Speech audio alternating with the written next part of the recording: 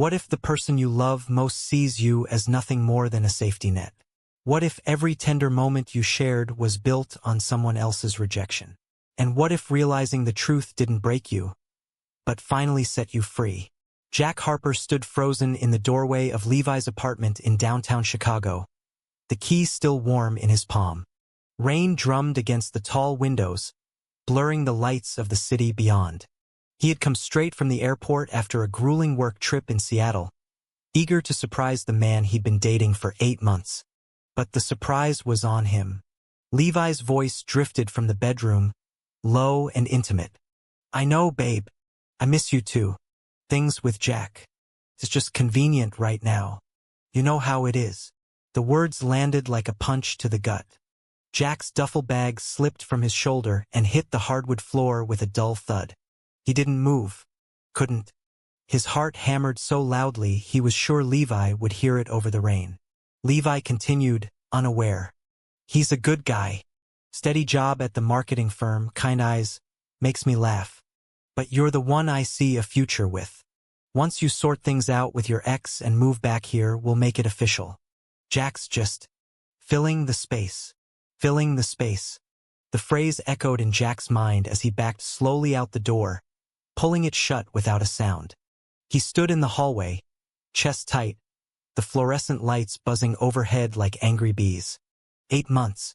Dinners on the rooftop, lazy Sundays tangled in sheets, whispered promises about building something real. All of it apparently a placeholder. At 28, Jack had thought he'd finally found his person. Growing up in a conservative suburb outside Minneapolis, he'd spent years hiding who he was. Coming out to his parents at 22 had been a battlefield.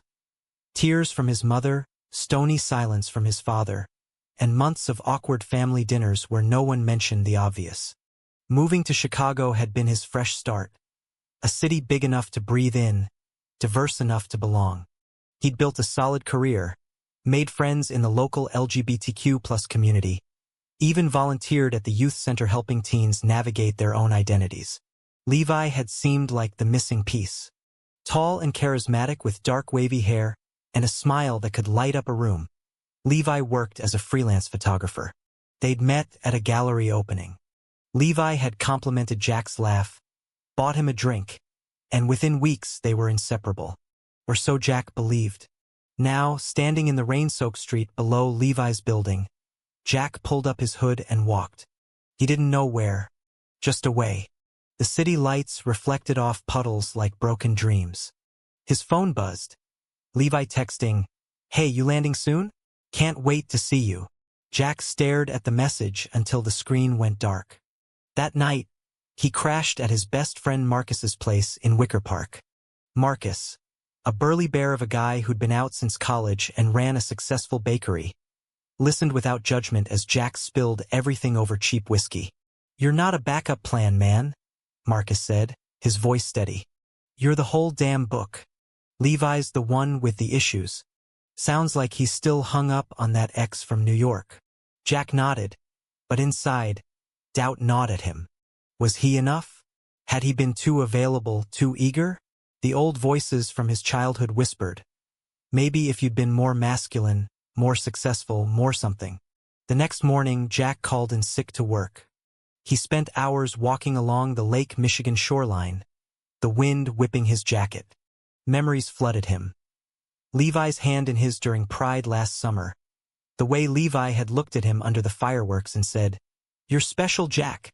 Lies, all of it calibrated to keep Jack close enough for comfort but distant enough for the real prize.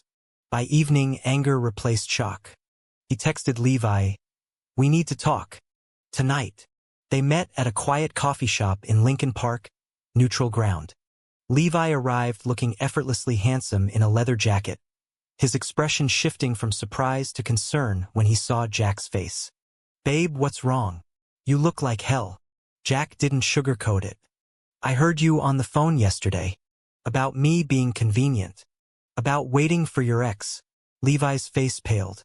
He opened his mouth, closed it, then sighed. "Jack, it's not what you think." "Then what is it?" Jack's voice cracked despite his resolve. 8 months, Levi. I introduced you to my friends. I told my family about you. My mom even asked when she'd meet you. Levi reached across the table, but Jack pulled back. Look, I care about you. A lot. But things with Tyler. It's complicated. He's been my on and off for years. When he left for that job in LA, I was lost. You came along at the right time. You made me feel wanted again. Right time, Jack repeated bitterly. Like a rebound with an expiration date. It's not like that, Levi insisted, eyes pleading. You've helped me so much. Your stability, your kindness. It's grounded me. But Tyler and I have history. Deep history. Jack stood up, the chair scraping loudly. History doesn't give you permission to string someone along. I deserve more than being your plan B. He walked out into the night, Levi calling after him.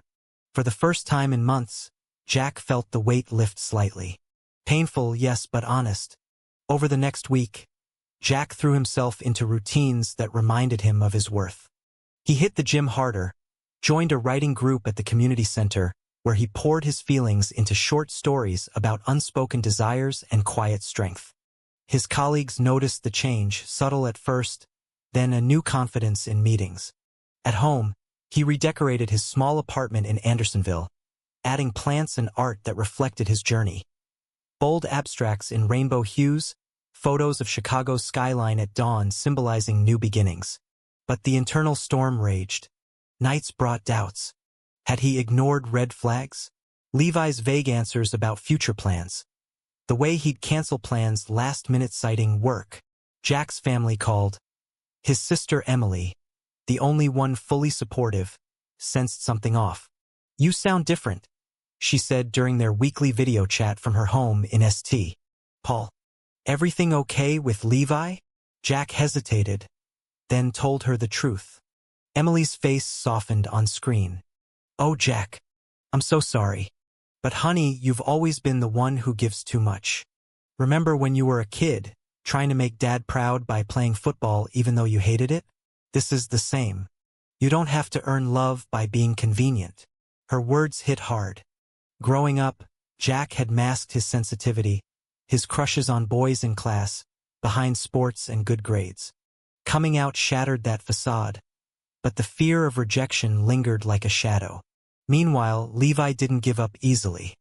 Flowers arrived at Jack's door with notes apologizing. Late-night texts.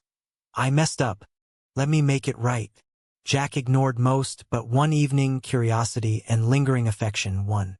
They met again, this time at Grant Park. Levi looked remorseful, eyes red-rimmed. I broke it off with Tyler. For real this time. You're the one I want, Jack. I see that now. For a moment, hope flickered. The city hummed around them. Joggers, couples laughing, the distant roar of traffic. Levi pulled him into a hug, and Jack let himself melt into it, inhaling the familiar scent of Levi's cologne. But as they walked, Levi's phone buzzed. He glanced at it quickly, a micro-expression of guilt crossing his face before pocketing it. Who was that? Jack asked quietly. No one important, Levi said too fast. That night, alone, Jack checked Levi's social media. A story post from Tyler. A photo of Chicago lights with the caption "Home is where the heart is coming back soon." Jack's stomach twisted. The realization crystallized. Levi hadn't changed. He was hedging bets, keeping options open. Jack deserved clarity, not crumbs. He blocked Levi's number the next morning. The act felt like severing a limb, but necessary. As spring turned to summer, Jack focused on healing. He attended therapy sessions recommended by Marcus, unpacking years of people-pleasing rooted in family dynamics. His father still struggled with acceptance, sending passive-aggressive texts about settling down with a nice girl. His mother tried, inviting Jack to holidays but avoiding pronouns. At the youth center, Jack mentored a 17-year-old named Alex, who was grappling with coming out to his immigrant parents. Listening to Alex's fears mirrored Jack's own past, reinforcing his growth. You're braver than you know, he told the teen. Choosing yourself isn't selfish. It's survival. One humid evening, While volunteering at a pride planning meeting, Jack met someone new. Not romantically. Not yet. But a connection sparked with Ethan, a volunteer coordinator with warm brown eyes and a gentle laugh. They bonded over shared stories of Midwest upbringings and big city dreams. No pressure, just easy conversation. Levi's attempts faded. A final voicemail. I regret losing you. You were never just a plan B to me. But actions spoke louder than words, and Jack had learned to trust those. By the end of summer, Jack stood taller. The man who'd once questioned his value now saw his strength. The journey wasn't over. Family tensions simmered, self-doubt whispered on bad days, but he'd stopped the cycle. No more backups. Only forward. The fallout from ending things with Levi rippled through Jack's life like aftershocks. Friends divided. Some siding with give him another chance. Others cheering the boundary. Marcus threw an impromptu freedom barbecue at his bakery, inviting their tight-knit circle of queer friends. Laughter filled the air as stories flowed, but Jack felt the hollow ache beneath the celebration. Work provided distraction. As a senior account executive at a mid-sized agency, Jack pitched campaigns with renewed fire. His boss, a no-nonsense woman named Carla who'd mentored him since day one, pulled him aside after a successful client meeting. You've got edge lately, Harper. Whatever's fueling it, keep it up. She didn't pry, but her nod of approval meant everything. Evenings, however, tested him. Jack would scroll old photos, fingers hovering over delete. Levi smiling at Navy Pier, arms around Jack during a boat tour. The tenderness felt real then. Was it ever? Doubt crept in during quiet moments. Society's subtle pressures didn't help. At family gatherings via video, cousins asked about that guy you mentioned, and Jack dodged. His father grunted. Better off alone than with the wrong sort. Code for disapproval of anything outside heteronormative norms. Jack's chest tightened each time, the old shame resurfacing. He channeled it into his writing group. One Thursday, he read a piece aloud about a man discovering his reflection in shattered glass. Fragments of self pieced together stronger. The group applauded, and the facilitator, a published author named Sophia, encouraged him. There's power in your voice, Jack. Keep going. Inspired, he started journaling daily. Pages filled with questions. Why did I accept less? What do I truly want in a partner? Honesty, equality, shared growth. The answers emerged slowly, like dawn breaking over the lake. One weekend, Jack drove north to visit Emily and her wife, Sarah, in Minnesota. The family cabin on the lake offered peace. Emily hugged him tight upon arrival. Proud of you for choosing you. They spent days hiking, talking late into the night by the fire pit. Sarah, a therapist, shared insights on attachment styles. Levi sounds avoidant, keeping emotional distance. You, my friend, are anxious attached from years of conditional love. Recognizing it is half the battle. Jack nodded, staring at the stars. I just want someone who chooses me first. Not when it's convenient. You will, Emily assured. But first, choose yourself fully. Back in Chicago, life accelerated. The youth center hosted a summer camp for LGBTQ+ teens. Jack led workshops on resilience and healthy relationships. Watching the kids, some defiant, some terrified, stirred protective instincts. One boy, timid and artistic like young Jack, reminded him of the isolation he'd felt. During a group activity, the teen confided, "My dad says being gay means I'll never be happy." Jack knelt to his level. Happiness isn't what others define. It's what you build, despite them. I thought I needed someone to complete me. Turns out, I was already whole. The words surprised even him. Growth felt tangible. Social media brought complications. Levi posted cryptic stories, sunsets with captions like, "Learning to let go." Mutual friends tagged Jack in comments, stirring drama. He muted them all, focusing inward. Then came the invitation, a big corporate pride event at work. Jack hesitated but attended, wearing a subtle rainbow pin. Networking turned personal when he reconnected with Ethan from the planning committee. Tall, with kind hazel eyes and a beard that suited his warm personality, Ethan worked in nonprofit communications. They chatted about everything: favorite books, travel dreams, the challenges of being out in professional spaces. "No games," Ethan said at one point, smiling. "Life's too short for mixed signals." Jack's heart skipped. It was refreshing, this directness. They exchanged numbers, promising coffee soon. But old patterns tested him. Levi showed up unannounced at Jack's building one evening, flowers in hand. "Please just hear me out. Tyler's gone for good." "I was scared, Jack. Scared of how real we were." Jack stood firm on the stoop. "Real would have meant honesty from day one. I can't be your safety net anymore, Levi. I need to be someone's priority." Levi's shoulders slumped. For the first time, he looked small. "I wish I'd seen that sooner." As he walked away, Jack didn't follow.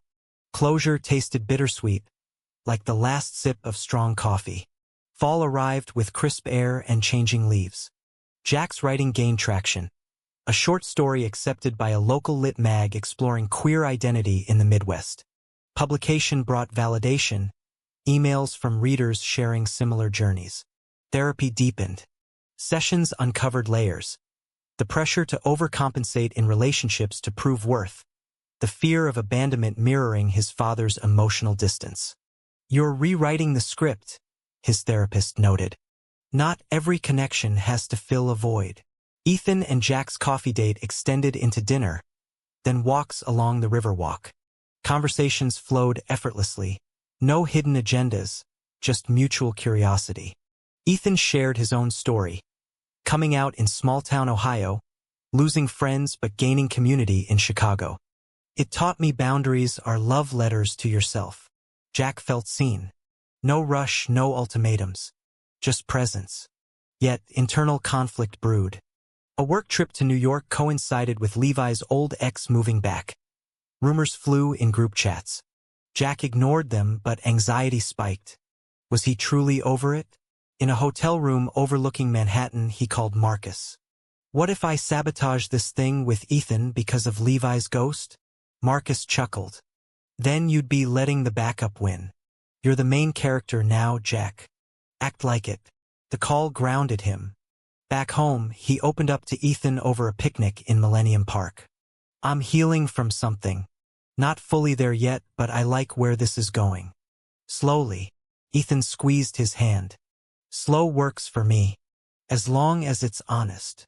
The touch sent warmth through Jack. Hope, untainted. Holidays approached. Jack decided to host a Friendsgiving for his chosen family. Marcus, Emily visiting, Ethan, and others. The apartment filled with laughter, good food, and stories. His father called midway, voice gruff. "Heard you're doing well at work." No mention of personal life, but no criticism either. Small progress. As guests left, Ethan lingered. They sat on the couch, city lights twinkling. "Thank you for including me," Ethan said softly. Jack smiled. "Thank you for being someone I don't have to perform for." Their first kiss was gentle, tentative. A promise of something real. No backups, just beginnings. But life wasn't linear. A week later, Jack received an email from Levi. "Seeing you move on hurts, but I'm happy for you. Therapy's helping me too. Maybe one day we can be friends." Jack read it twice, then deleted. Not out of spite, but self-preservation. Some bridges stayed burned for a reason. Winter brought reflection. Snow blanketed Chicago, mirroring the quiet inside Jack. He volunteered more, wrote more, dated Ethan with intention. Family tensions peaked at Christmas when his father avoided eye contact during a video call with Ethan present. Jack addressed it later in private. "Dad, this is who I am. If you can't accept it, that's your loss. But I'm not hiding anymore." The silence on the line stretched, then a sigh. "I'm trying, son. It's hard for an old man. Not perfect, but a crack in the wall." Through it all, Jack's growth shone. From the man who'd overheard devastating words to one building a life on solid ground. The emotional journey continued. Setbacks, Small victories, but the direction was clear, toward authenticity. Spring returned, painting Chicago in greens and blooms. Jack's life had settled into a rhythm that felt earned. Mornings started with runs along the lake, clearing his head. Work promotions loomed. Carla hinted at a leadership role. And Ethan? Well, Ethan had become a steady light. Their relationship deepened without the whirlwind intensity of his time with Levi. Picnics in Lincoln Park, museum dates, quiet evenings cooking together. Ethan never made Jack feel secondary. "You're my first choice every day," he'd say, and mean it. Yet the past lingered in unexpected ways. A mutual acquaintance invited Jack to a gallery show featuring Levi's photography. Curiosity won. Jack attended with Ethan by his side for support. The images stunned. Raw portraits of urban loneliness, couples in embrace, shadows suggesting unspoken stories.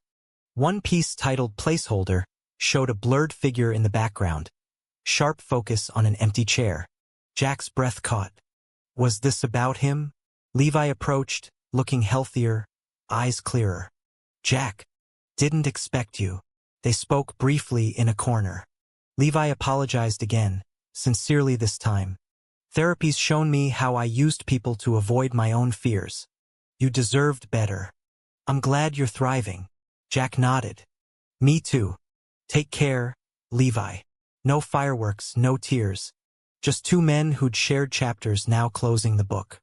Ethan waited patiently outside. No jealousy, only understanding. "Proud of how you handled that." The encounter freed something in Jack. He no longer defined his worth by Levi's choices. At the youth center, Alex graduated high school. Jack attended the ceremony, watching the young man walk proudly with his supportive aunt. Afterward, Alex hugged him. "You helped me believe I could be happy." "Thank you." Jack's eyes misted. Mentorship had healed him as much as it helped others. He saw his younger self in these kids, the confusion, the bravery needed to step forward. Family dynamics evolved unevenly. A surprise visit from his parents for his birthday brought tension and tentative connection. His mother baked his favorite pie, chatting warmly with Ethan about recipes. His father shook Ethan's hand, muttering, "Treat him right." It wasn't embrace, but acknowledgement. Jack accepted it as progress, not perfection. Internal work continued in therapy.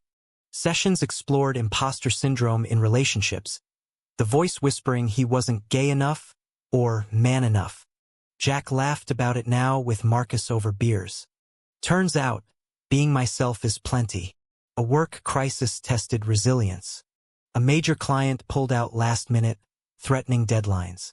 Jack led the recovery team, negotiating new angles late into nights. Success brought recognition and a realization. His stability wasn't a flaw but a strength. Levi had called it convenient. Jack now saw it as reliable, a quality worth celebrating. Summer plans formed. Jack and Ethan booked a cabin in Door County, Wisconsin, for a getaway. Days filled with kayaking, bonfires, and deep talks. One evening under stars, Ethan shared vulnerabilities, past heartbreaks that made him cautious. Jack reciprocated, detailing the backup plan revelation. "I stopped it just in time," Jack said, "before I lost myself completely." Ethan pulled him close, and found something better. Their intimacy grew naturally, built on trust. No drama, just mutual respect. Jack marveled at the contrast, how love could feel safe without sacrifice. Back in the city, community events pulled them in. Pride Month buzzed with energy. Jack marched with the youth center group, Ethan beside him. Flags waved, music pulsed, and for the first time, Jack felt unburdened joy. No hiding, no questioning his place. Yet, a curveball arrived via email. An invitation to speak at a Midwest LGBTQ+ conference on navigating heartbreak and growth. Flattered yet terrified, Jack accepted after Ethan's encouragement. Preparing the talk forced deeper reflection, structuring his story from shock to empowerment. The conference in Milwaukee drew hundreds. Jack's session packed the room. He spoke honestly, The overheard conversation, the self-doubt, the decision to walk away, the rebuilding. Applause thundered. Attendees approached afterward, sharing parallels. One man in his 40s teared up. Heard you loud and clear. Time to stop being the option. Jack left inspired, the experience solidifying his voice as a tool for others. Challenges persisted. A falling out with a friend who defended Levi stirred old insecurities. Marcus mediated, reminding Jack, "Not everyone will understand your boundaries. That's okay." Jack reinforced them, prioritizing peace. Fall brought reflection again. 1 year since the discovery. Jack journaled the anniversary, noting changes. From reactive pain to proactive peace. From seeking validation to offering it freely. Ethan planned a special dinner. Over candlelight, he said, "You've taught me about courage, Jack. I'm grateful every day." They toasted to futures chosen intentionally. But growth demanded ongoing effort. Jack's father called unexpectedly, inviting him fishing. Just the two of them. The trip, awkward at first, opened dialogue. "I don't get it all," his dad admitted, casting his line. "But I see you're happy. That's what matters." Jack swallowed emotion. "Thanks, Dad. Means a lot. Small steps, big impact." As winter neared, Jack felt rooted. The man who'd once overheard devastating truths now authored his narrative. Relationships with Ethan, friends, family, self, flourished in authenticity. The journey of emotional maturity continued, but the foundation held strong. Years had a way of softening sharp edges while sharpening perspective. 2 years post-breakup, Jack stood in his upgraded apartment overlooking the Chicago River, boxes half-packed for a move to a larger place with Ethan. Life had momentum. The marketing firm had promoted him to director, a role leveraging his empathy and creativity. Campaigns he led now included diversity initiatives, amplifying queer voices in advertising. Colleagues respected him not just for skill but integrity. Ethan's nonprofit work complemented perfectly. Together, they volunteered weekends, building community programs for at-risk youth. Their relationship thrived on shared values: honesty, adventure, quiet support. Vacations to national parks, city explorations, even attending family events where acceptance grew incrementally. Jack's writing evolved into a blog and eventual book proposal. Back Up No More, a gay man's journey to self-priority, captured his story and others. Publishers showed interest, seeing the universal appeal in emotional resilience within LGBT experiences. Yet, maturity meant acknowledging imperfections. Old triggers surfaced during stress, a client's homophobic comment, or family gatherings where subtle biases lingered. Jack addressed them head-on now, no longer internalizing. The pivotal moment came when Levi reached out via professional email. His photography studio sought collaboration on a pride campaign. Jack considered declining but chose dialogue. They met as professionals over lunch. Levi had changed, settled into a stable relationship, therapy ongoing. "Seeing your success online, it motivates me," he admitted. "You were right to walk away. It forced me to grow." Jack smiled genuinely. "We both did. No hard feelings." The project succeeded, a full circle without entanglement. Boundaries intact, past integrated as lesson. Family healing accelerated. His parents visited Chicago, staying with Jack and Ethan. Dinners featured laughter, stories bridging gaps. His father even asked about pride events, curiosity replacing discomfort. "World's changing," he grumbled. "Guess I am too." Emily and Sarah celebrated their anniversary with a big party. Jack's toast highlighted chosen and blood family blending. Tears flowed, bonds strengthened. At the youth center, Jack's role expanded to program coordinator. Alex, now in college, returned as a volunteer. "You showed me it's possible," he said. Jack felt profound fulfillment, paying forward the support he'd needed. Challenges tested resolve. A health scare for Marcus, routine but frightening, reminded Jack of life's fragility. He supported his friend through tests, reinforcing community as lifeline. Ethan proposed during a quiet hike in the Rockies. Not grand, but perfect. On a scenic overlook, ring in hand. You've shown me what real partnership looks like. Marry me? Jack said yes through happy tears. Planning began. Simple ceremony with loved ones, emphasizing love over spectacle. Internal growth peaked in quiet realizations. Jack no longer feared being too much or not enough. He embraced his sensitivity as strength, his history as wisdom. The book deal finalized, offering platform for broader impact. Interviews followed, where Jack shared vulnerably.